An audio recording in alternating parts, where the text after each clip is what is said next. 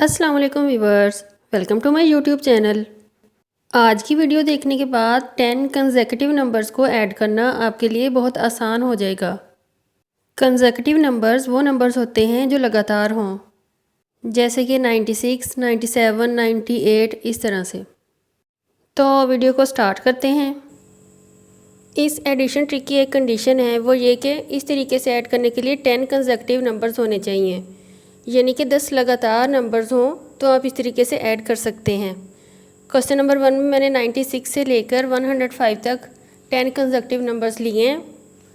अब इस तरीके से हम इसको ऐड करते हैं। इस तरीके से ऐड करने के लिए फ़र्स्ट नंबर हम देखेंगे, वो है 96। फर्स्ट नंबर में हम 4 प्लस कर देंगे। 96 में 4 प्लस करें तो ये आएगा 100। 100 आ गया।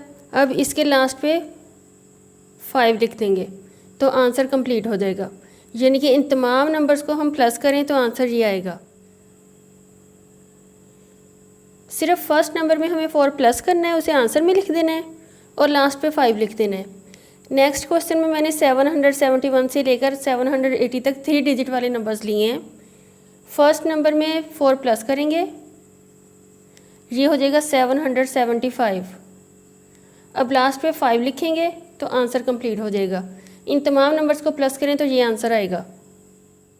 नेक्स्ट क्वेश्चन में मैंने 4 डिजिट वाले नंबर्स लिए हैं, 5778 से लेकर 5787 तक।